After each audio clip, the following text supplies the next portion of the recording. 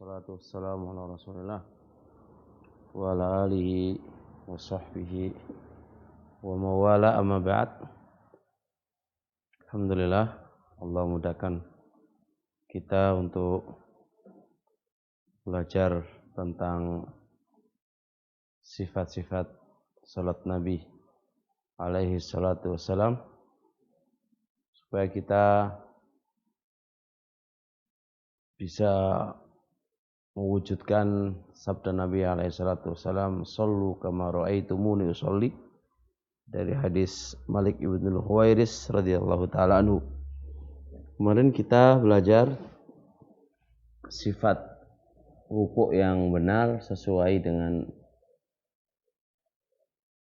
sunnahnya Nabi alaihi salatu wassalam. Kita akan lanjutkan hal-hal yang berkaitan dengan rukuk dan kemudian pembahasan setelahnya. Pembahasan kita selanjutnya adalah hukum tomaknina di dalam rukuk. Hukum tomaknina di dalam rukuk. Perlu difahami, di sana ada perbedaan antara khusyuk sama tomaknina. Kalau tomaknina berkaitan dengan organ tubuh. Hendaknya organ tubuh itu kembali kepada posisinya masing-masing. Berbeda dengan khusyuk berkaitan dengan hati. Lah, tomaknina di dalam rukuk berarti hendaknya organ tubuh rukuk itu posisi kembali kepada menempati posisinya. Jadi jangan sampai orang itu ruku langsung berdiri, langsung bangkit. Nah, ini gerakan ini nggak ada berhenti sebentar. Jadi hendaknya berhenti posisi ketika ruku, hendaknya berhenti sebentar di situ, sehingga tastaqirra a'dha'uhu, organ tubuhnya itu menetap kembali kepada tempatnya dan tenang. Walaupun itu hanya sejenak, itu sudah dikategorikan tomaknina. Tapi kalau ketika rukuk belum berhenti sebentar langsung berdiri, ini berarti tidak tomaknina. Jadi kita bisa pahami apa itu tomaknina di dalam rukuk. Tomaknina itu berarti berkaitan dengan organ tubuh. Hendaknya organ tubuh itu menempati, berdiam sebentar pada posisinya dan menempati pada posisinya. Hendaknya dia ketika udah nyampe posisinya kayak rukuk, hendakkan dia posisi rukuk, ya, organ tubuhnya pada posisi rukuk, hendaknya dia diam sebentar. Jangan belum diam langsung bangkit dari rukuk. Itu namanya tidak tomaknina. Lah, tomaknina di dalam rukuk itu adalah rukun dari rukun-rukunnya salat. Rukun dari rukun-rukunnya salat. Yang mendasari tomaknina adalah rukun dari rukun-rukunnya salat adalah hadis musii'u salatahu, yang mana hadis musii'u salatahu itu tiga orang yang datang kepada tiga kali seorang laki-laki datang kepada Nabi alaihi salatu wasallam. Ketika selesai salat, fasallama ala nabi, faqala nabiyyu sholli fa innaka lam tusolli. Salatlah lagi karena kamu belum salat. Padahal dia sudah salat. Karena apa kok disuruh mengulang lagi salatnya? Karena tidak ada tomakninah di dalam gerakan-gerakannya. Itu bukti bahwasanya tomakninah adalah rukun dari rukun-rukunnya salat. Nah, kemudian di dalam hadis yang lain juga, dari hadis Abi Mas'ud Al-Badri radhiyallahu taala anhu inda Abi Dawud, kata Rasul alaihi salatu wasalam, la tujzi'u sholatur rajuli, tidak sah salat seorang laki-laki hatta yukima dhahrahu fir ruku'i was sujudi, sehingga dia meluruskan punggungnya ketika rukuk dan ketika sujud. Ayatnya meluruskan punggungnya huna tamaknina, meluruskan punggungnya ya dan berhenti sejenak, itu namanya yukima, hatta yukima dhahra, sehingga dia telah menegakkan, meluruskan punggungnya, alias mananya tamaknina. Kemudian Al-Imam Tirmidzi rahmatullah alaih dalam dalam Sunan Tirmidzi ketika menyebutkan hadis Abi Mas'ud Al-Badri yang saya sebutkan tadi, kata beliau amalannya para sahabat Nabi, amalannya para sahabat Nabi dan orang-orang setelahnya adalah mereka itu tamaknina di dalam ruku dan sujud. Bahkan Imam Syafi'i dan Imam Ahmad dan Ishaq ibn Rahawai mengatakan bahwasanya barang siapa yang tidak berhenti sejenak ketika ruku, maksudnya tamaknina ketika ruku, fasolatuhu fasidatun lihadal hadis, maka sholatnya dianggap rusak dikarenakan ini hadis. Jadi barakallahu fiik, ana ulang lagi bahwasanya tamaknina di dalam ruku itu adalah ruknun min arkanis shalah, adalah rukun dari rukun-rukunnya salat. Dan ingat definisi tamaknina. Tamaknina itu ana ingatkan lagi, dia berkaitan dengan organ tubuh. Ya, hendaknya organ tubuh itu kembali kepada tempatnya masing-masing di dalam dia melakukan gerakan-gerakan sholat dan didiamkan sejenak sehingga mafsal itu kembali kepada tempatnya masing-masing. Itu namanya tamaknina. Dan tamaknina itu hukumnya apa tadi? Rukun min arkanis sholat. Dua alasan yang mendasari. Yang pertama, hadis musii'us sholatahu, dia dianggap tidak sah sholatnya bukan karena apa-apa, karena tamaknina, nggak ada tamaknina dalam sholatnya. Yang kedua, hadis Abi Mas'ud Al-Badri radhiyallahu ta'ala anhu. Kemudian bab selanjutnya berkaitan dengan membaca doa-doa ruku. Membaca doa-doa ruku.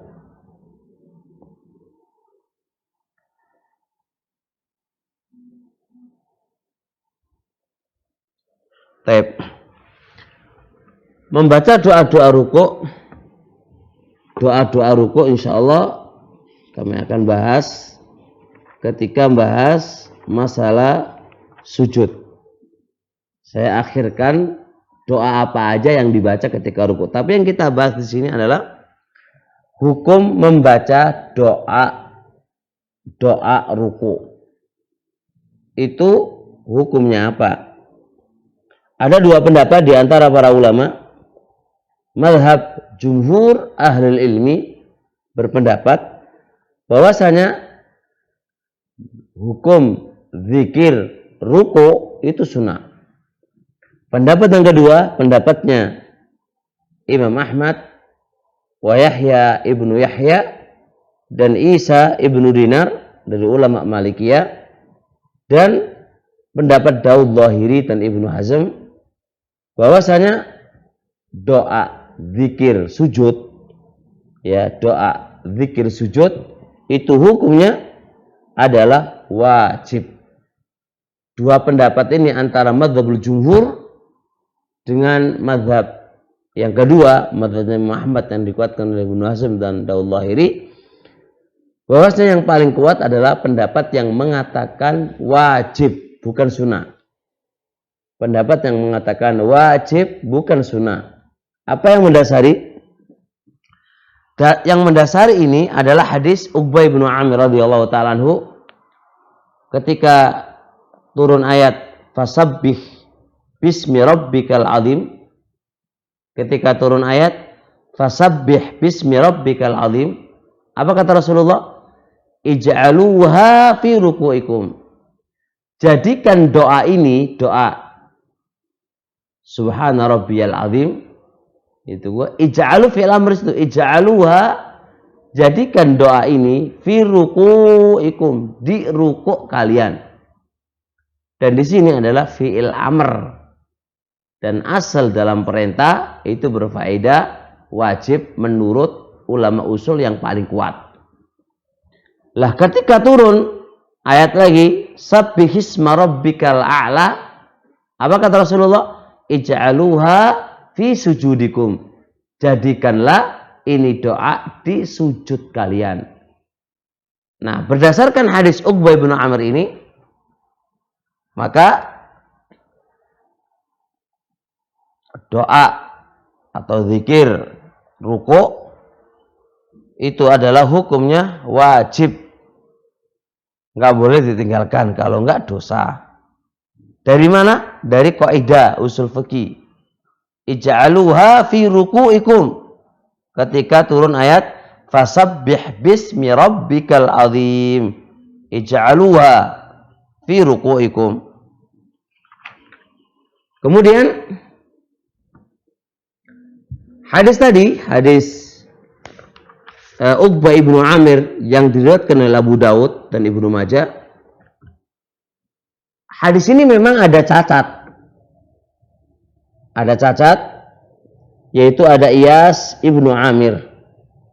Ada Iyas ibnu Amir.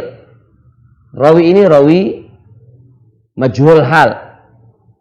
Iyas ibnu Amir itu punya murid yang banyak, akan tetapi tidak ada tausik untuk dia pemberian rekomendasi tentang kekuatan ketsiqahannya, itu nggak ada. Dari kalangan mutaqaddimin, dari kalangan ulama-ulama mutabar, tidak ada ngasih rekom kepada dia dengan rekom yang bagus, itu nggak ada, kecuali ulama-ulama yang dianggap yang tidak dianggap di dalam mentautsik rawi-rawi yang majhul. Kesimpulannya, hadis Uqbah ibnu Amir tadi itu ada sisi cacatnya. Ada rawi yang namanya Iyas ibnu Amir. Akan tetapi, walaupun hadis ini lemah, tapi terkuatkan, terangkat dengan hadis Ibnu Abbas radhiyallahu taala anhu inda Muslim.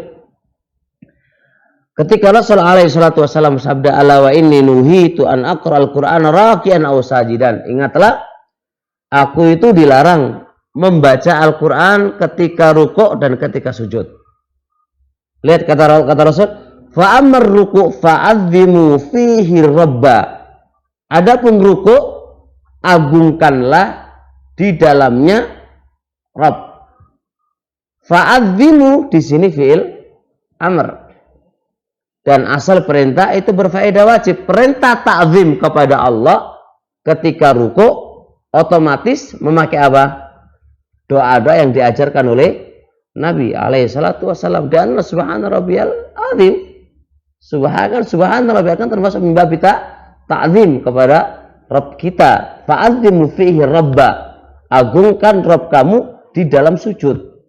Perintah mengagungkan Allah subhanahu wa ta'ala otomatis kita lalui dengan doa-doa yang diajarkan oleh Nabi alaihi salatu wassalam. Dan di antara yang diajarkan, zikir ruku', doa ruku', zikir ruku'. Nah, dengan hadis ini maka menjadi kuatlah apa? Menjadi kuatlah dalil yang mengatakan, atau menjadi kuatlah hadis Uqbah ibnu Amir yang awalnya lemah dikarenakan ada Iyas ibnu Amir, tapi terangkat dengan hadis Ibnu Abbas. Idzan mau madzhabul jumhur, kok bisa dia mengatakan sunnah? Madzhabul jumhur itu berpegang dengan hadis musii'u sholatahu. Karena di dalam hadis musii'u sholatahu tidak disebutkan zikir ruku'. Enggak disebutkan zikir ruku', berarti enggak wajib. Jadi semua apa saja yang tidak tertera di dalam hadis musii'u sholatahu, madzhabul jumhur itu dianggap sunnah. Dianggap sunnah karena enggak tertera. Semua yang ada dalam hadis musii'u sholatahu, semua wajib atau di atasnya. Berarti kalau enggak disebutkan berarti tidak Tidak wajib. Itu alasan jumhur. Tapi dibantah. Al-Imam Syaukani membantah pernyataan jumhur dalam kitab Al-Awtar. Bagaimana cara membantahnya? Perlu difahami yang namanya agama itu adalah ya ada pembaharuan, ada tahapan-tahapannya. Tentang hadis musyi' salatahu. Ini memang awal saat itu adalah semua wajib atau di atasnya. Nah, barang selang beberapa hari atau bulan atau tahun, maka tidak menutup kemungkinan ada kewajiban selain yang disebutkan oleh hadis musyi' salatahu. Nah, di antara bab ini karena kita dituntut mengamalkan sebuah kaidah asal perintah adalah berfaedah wajib, dan agama itu bertahap di dalam menyelesaikan atau di dalam menyebutkan kewajiban-kewajiban sholat, maka kita katakan saat itu memang semua itu wajib memang, gitu kan? Bukan berarti tidak ada pembaruan, bukan berarti tidak ada perkara baru lagi yang Nabi Shallallahu Alaihi Wasallam sampaikan. Itulah sebuah kewajiban. Jadi jangan sampai berdasarkan hadis musyi' salatahu ini semua kewajiban dari lafaz-lafaz perintah terabaikan semuanya dikarenakan hadis musyi' salatahu. Fajab tidak harus semisal itu. Tidak harus semisal itu. Kesimpulannya adalah hukumnya wajib, dan dalil yang dipakai oleh jumhur dengan beralasan apa? Hadis musyi' salatahu, dan tidak ada zikir di dalam hadis musyi' salatahu berarti dihukumi sunnah. Fajab tidak semisal itu karena bertahap di dalam menyampaikan hukum-hukum syar'i. Bertahap dalam menyampaikan hukum-hukum syar'i. Kemudian setelah itu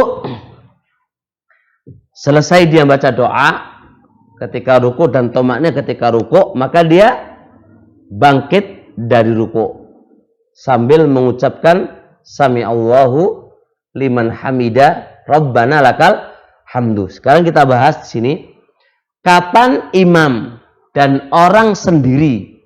Kita bahas dulu karena orang salat pasti tiga. Munfarid sendirian, imam, dan menjadi makmum. Nah, sekarang kita bahas kapan imam dan munfarid sendirian membaca sami Allah liman hamida dan membaca rabbana lakal hamdu. Ini kapan membacanya? Ini kapan? Barengan atau ketika mau bangkit langsung mau sami Allah liman hamida rabbana lakal hamdu, atau bagaimana?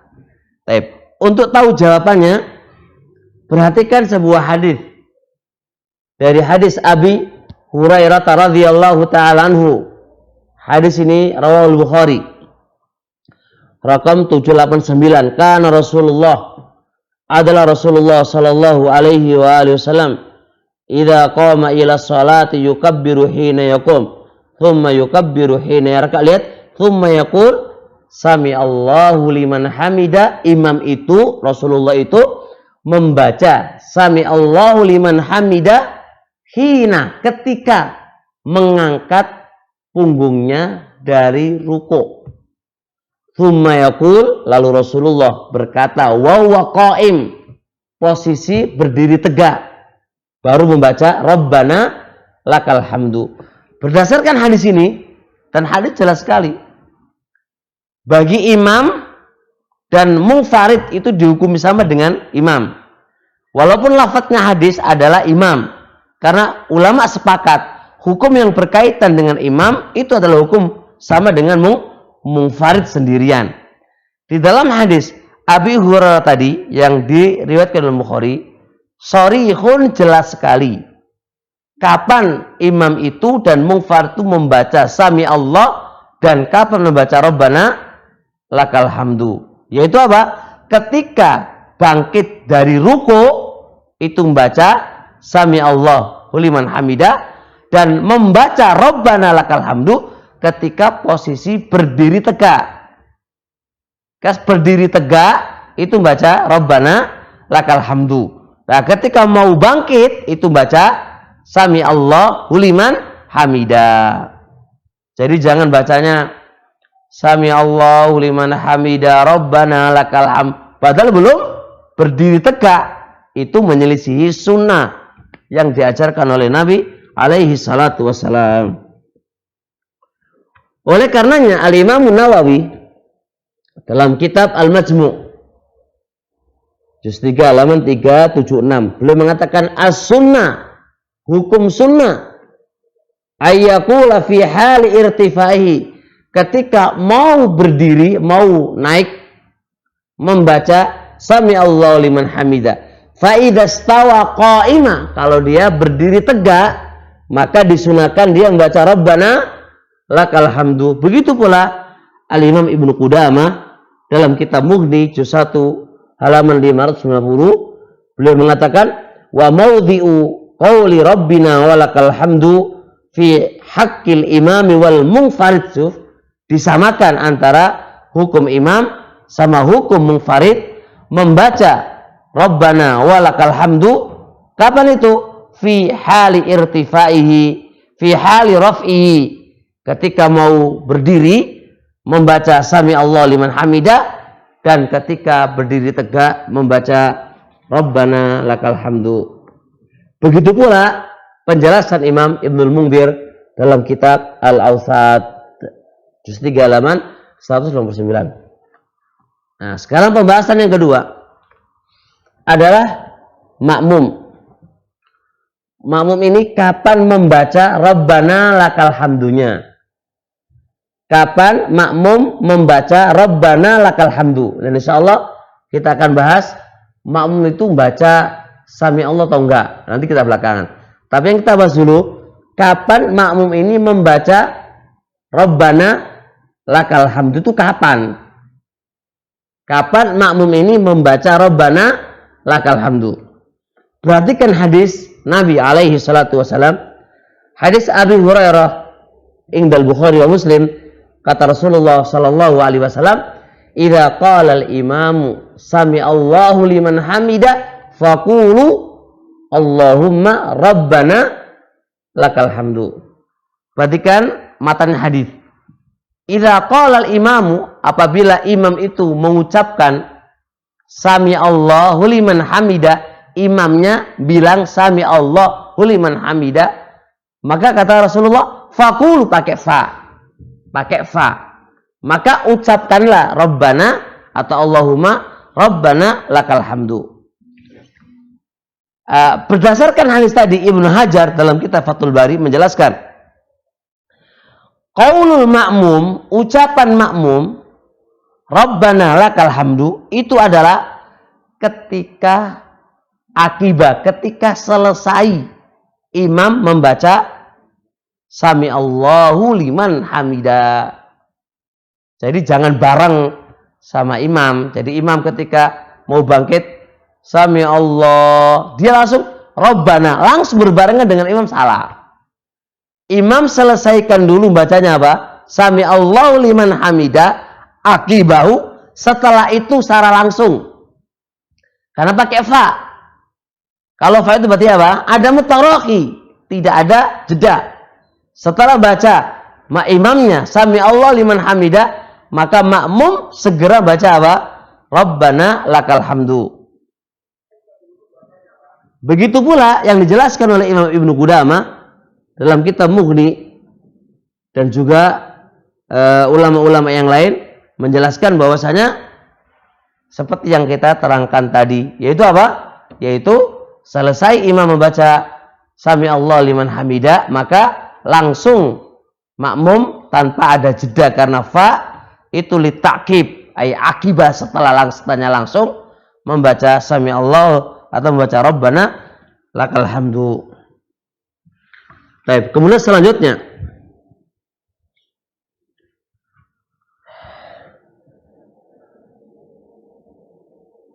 apakah membaca Sami Allah liman hamidah dan Rabbana lakal hamdu dua-duanya digabung itu disyariatkan bagi imam, makmum dan munfarid, atau bagaimana?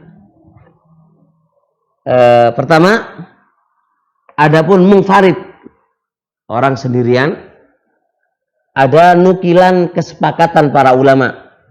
Itu disunahkan menggabung kedua-duanya. Jadi kalau munfarid sendirian itu membaca Sami Allah dan Rabbana lakal hamdu, digabung. Ada nukilan kesepakatan Imam At-Tahawi dalam kitab Syarhil Ma'ani itu naqal al-ittifaq. Kemudian Imam Ibn Abil Bar dalam kitab Al-Istidkar juga naqal al-ittifaq. Cuma naqal ittifaq tidaklah tepat. Jadi ini bukan sebuah kesepakatan, disyariatkan munfarid itu menggabungkan antara tasmi' dengan tahmid. Tasmi' itu Sami Allah, tahmid Rabbana lakal hamdu. Ibnu Hajar dalam kitab Fathul Bari dan juga Nawawi dalam kitab Majmu' naqalal khilaf. Naqalal khilaf. Walaupun ada khilaf, tetap pendapat yang paling kuat apa? Munfarid itu disunahkan baca apa? Sami Allahu liman hamid Rabbana lakal hamdu. Sebagaimana hadis yang kita baca di awal. Hadis yang kita baca di awal, yaitu apa itu? Hadis Abu Hurairah tadi. Summa yaqulu sami Allah liman hamidah hina raqau, summa yaqul Rabbana lakal hamd. Itu kan imam. Dan hukumnya adalah hukum makmum. Jadi makmum imam ketika mau berdiri maca Sami Allah, ketika berdiri tegak baca Rabbana. Ini kan dalil seorang imam itu menggabungkan bacaannya, ya. Dan imam sama munfarid dihukumi sama. Baik.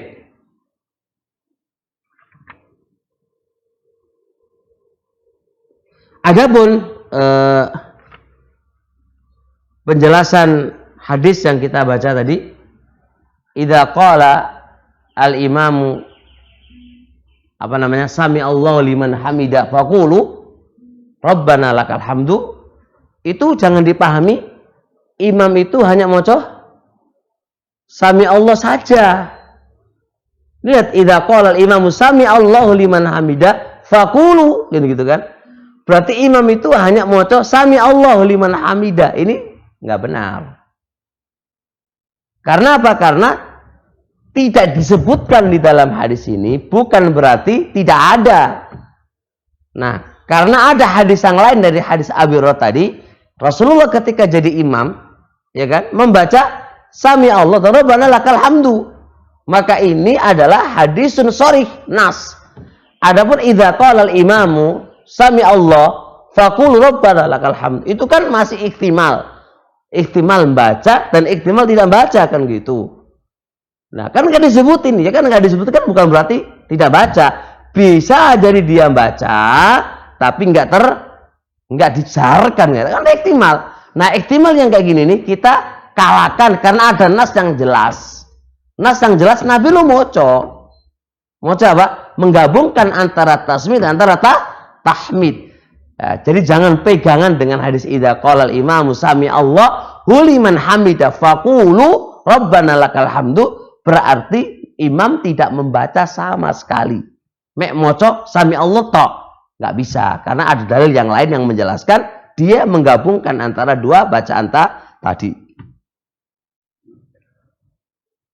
Kemudian bagi makmum. Nah, ini makmum ini. Apakah makmum ini membaca dua-duanya, yaitu Sami Allah liman hamidah plus Rabbana lakal hamdu, ataukah makmum ini membaca Rabbana lakal hamdu tok? Ya, ini kan ini tadi kan makmum imam selesai itu. Sunahnya baca digabungkan dua-duanya. Munfarid juga begitu. Nah, sekarang makmum ini gimana? Apakah hanya membaca Sami Allah Rabbana lakal hamdu saja, ataukah dia juga membaca Sami Allah liman hamidah? Maka insyaallah kita lanjutkan di besok lagi insyaallah taala. Subhanakallahumma hamdik, asyhadu an la ilaha illa anta, astaghfiruka wa atubu ilaik. Assalamualaikum warahmatullahi wabarakatuh.